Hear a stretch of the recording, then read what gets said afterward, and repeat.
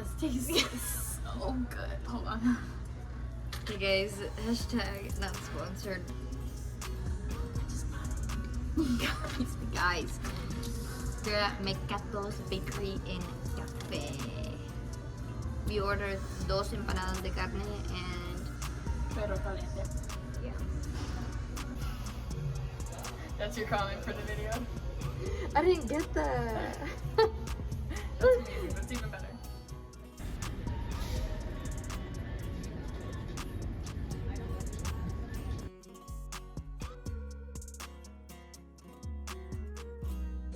Hey guys, we got the Ramayas. I got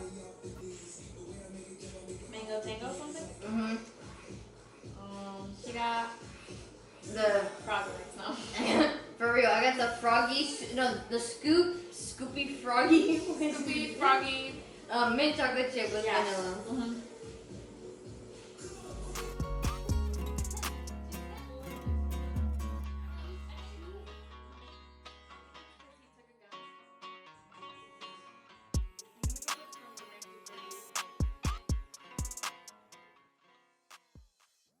So I just took headshots for myself because my internship that I'm doing this semester not asked to like go out of your way to do headshots, but like submit in a headshot, and I just don't have a headshot.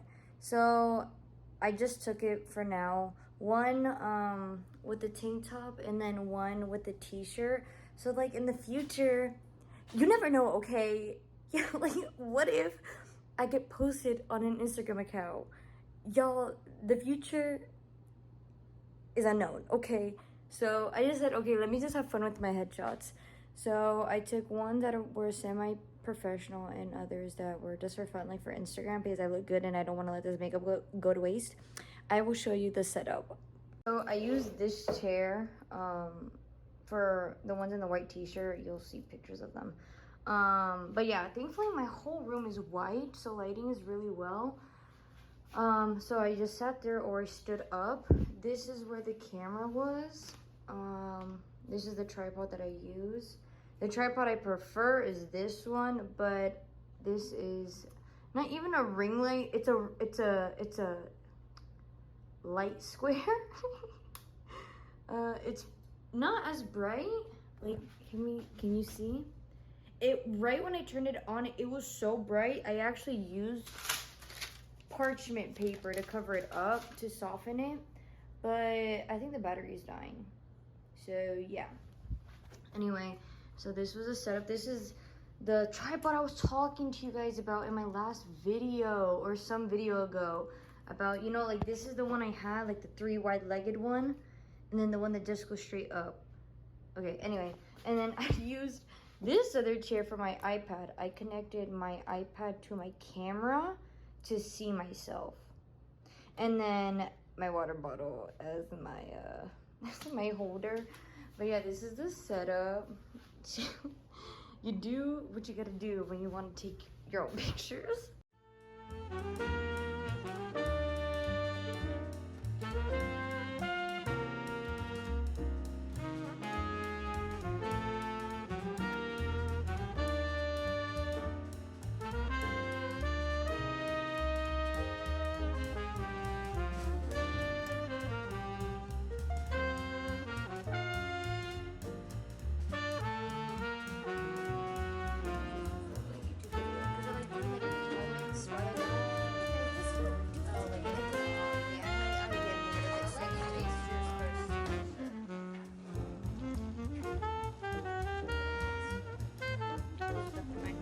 Because it has no flavor.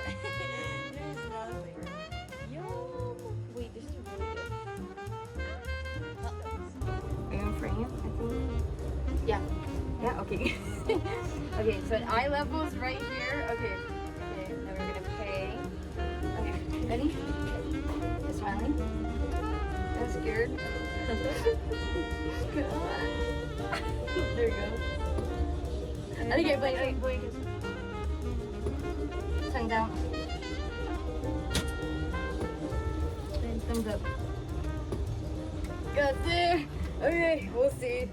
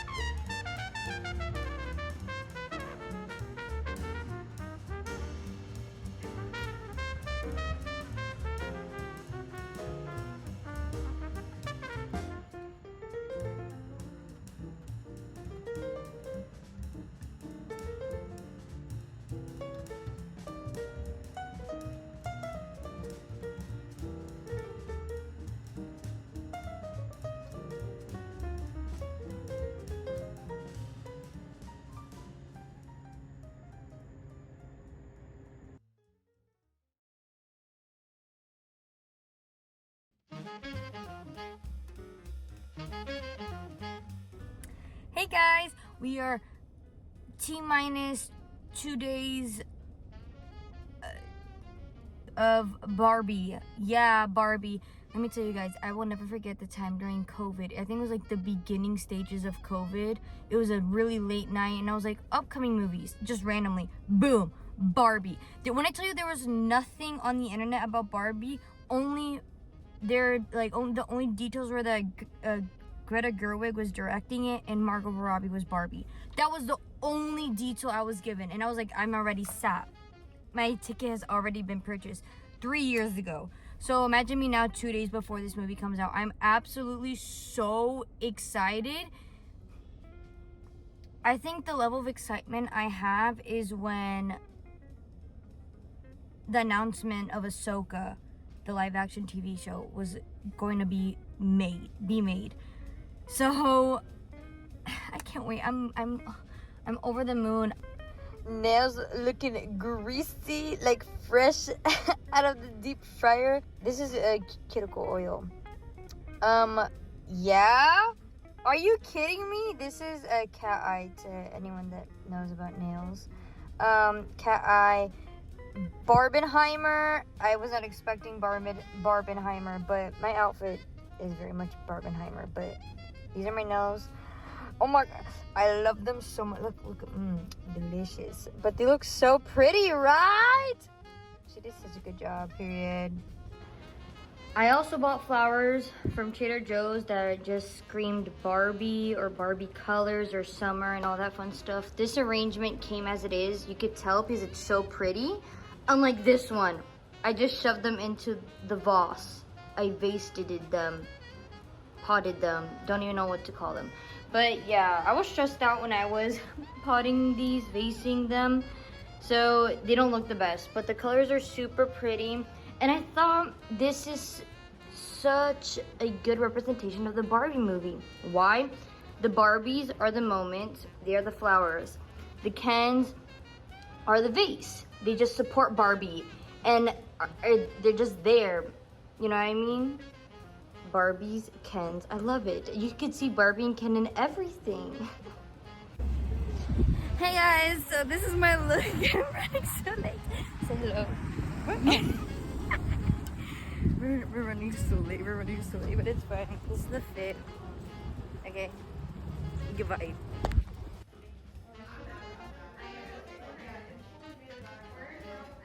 She's just like you for real. Oh, wait, there.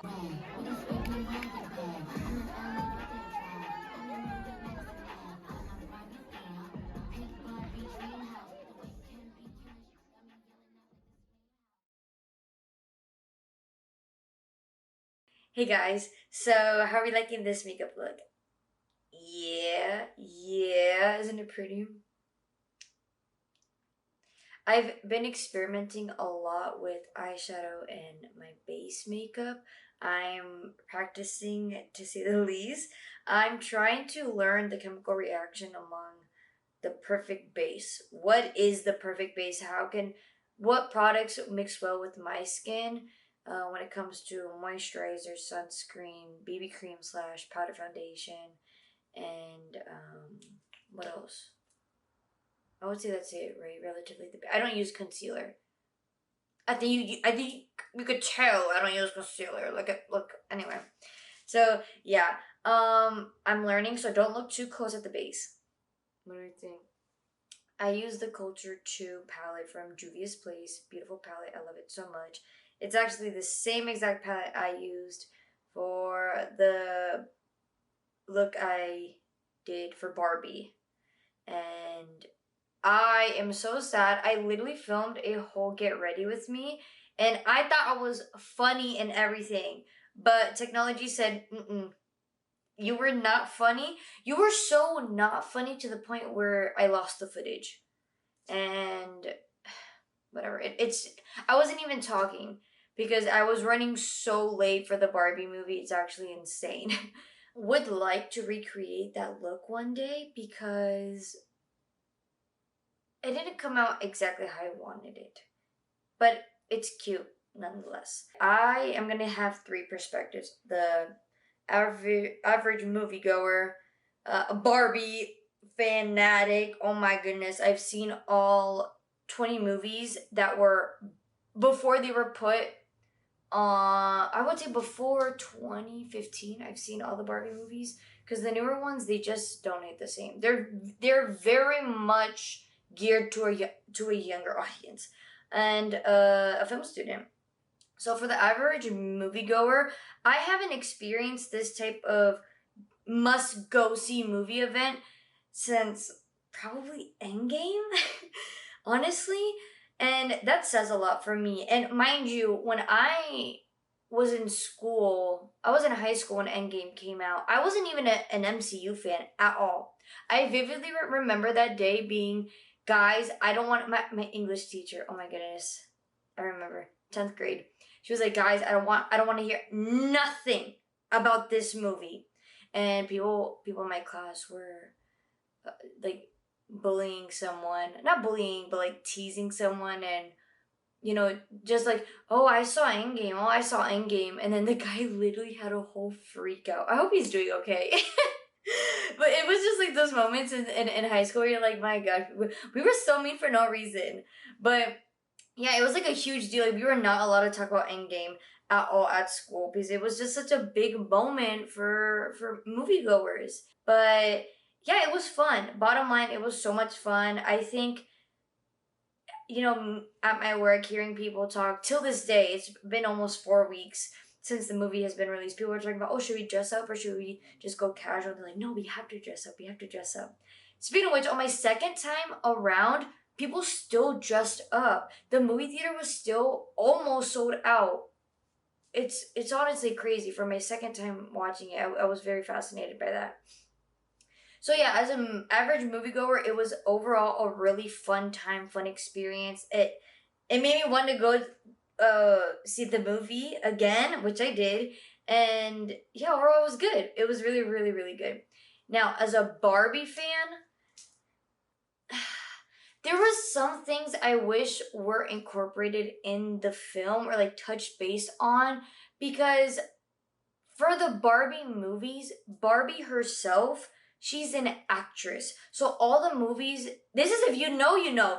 All the movies that she plays in, she's an actress. She is like Margot Robbie, an actress. She's portraying stereotypical Barbie. Barbie is the characters in these movies. Or she's portraying these characters. So I low-key wish like we had a little like callback to that, to like the actress Barbie, because we had all these types of Barbies, but actress Barbie was not mentioned, and I wish she was, because whenever you watch those movies, at the very end there's credits of bloopers, and it's so so cute. And it like kind of takes you out of the story because you're like, wait, she is an actress. It's good. Additionally, I just find it very interesting that very few people, even influencers and stuff, dressed up as the Barbies from the films. Like, I don't know why. I mean, they are a bit fantastical in a sense. They're a bit out there, but I don't know. I kind of wish at least one of them, at least the corset from Fairytopia. I was looking on Etsy. No one has made that. But something like that, like genuinely calling back to the Barbie movies that made her who she is today for my generation, me, Gen Z, my generation. Because I was introduced to, that was not a fart, that was my shoe. I was introduced to Barbie through the movies, not the dolls. So yeah, I don't know. I low-key wish the movies were mentioned more. But I just found it very, very beautiful how diverse all the Barbies were in the film. All figures, all backgrounds, all careers. Barbie can be anything, and so can we. And I thought the message was beautifully, beautifully delivered. I went down a rabbit hole on Netflix, and I'm really curious to know.